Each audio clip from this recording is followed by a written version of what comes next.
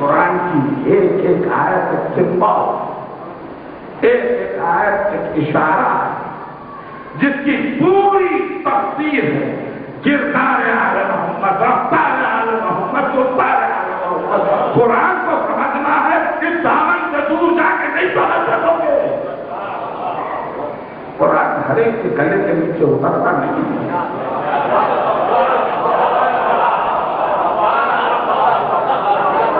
کبھی کیفیت ہے، کبھی کیفیت ہے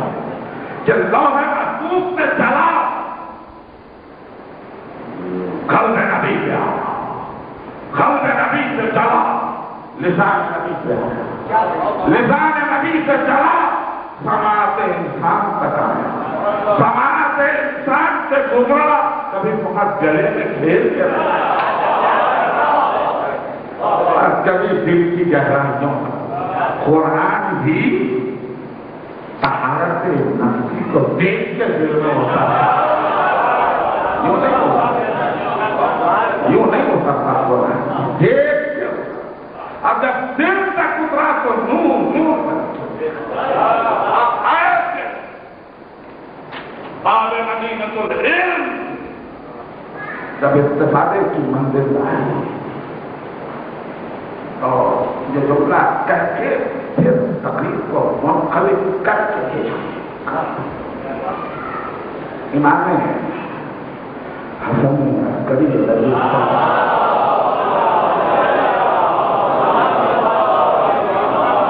اس ریفرنس کو میرے شباب پر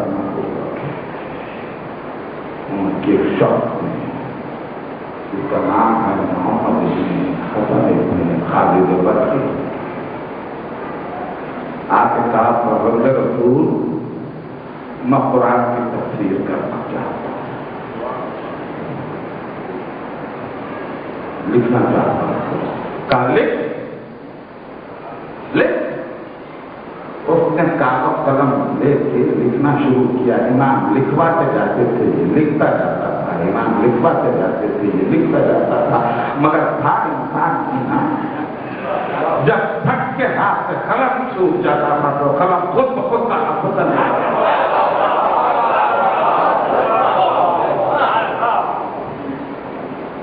میں یہ ریفرنس ظاہر ہے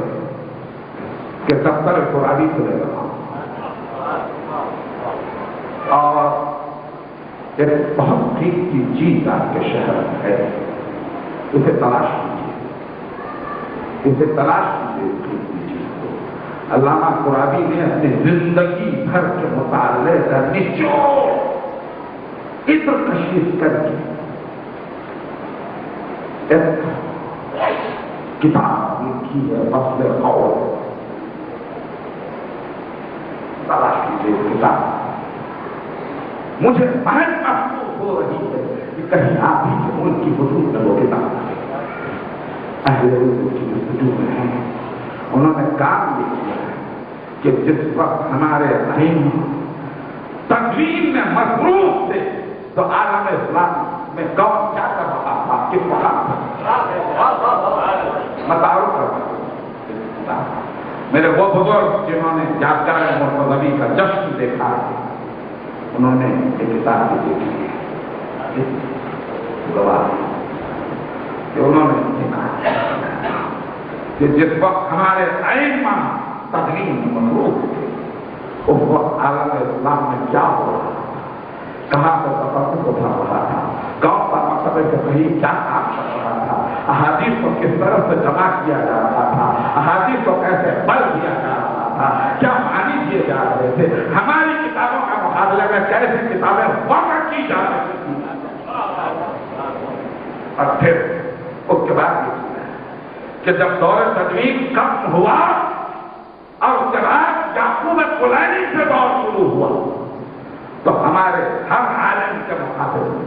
عالم اسلام کا کون سا عالم کیا کر رہا تھا، ہمارے علماء کس طرح میں کیا کتاب لکھ رہے تھے، ان کا مطلب کیا تھا، اور ایسے وقت میں عالم اسلام کا کون سا شخص کیا کام کر رہا تھا، اس کتاب کا مطلب کیا تھا، اس وقت مغربی ممالک میں کیا ہو رہا تھا۔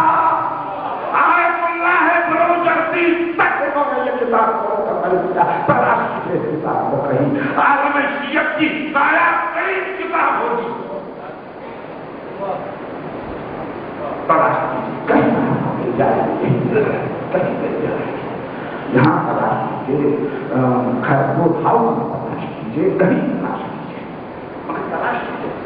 بڑی اہم کتاب ہے، اس پہ آیا تو اللہ ہے جو سبھی کی محبت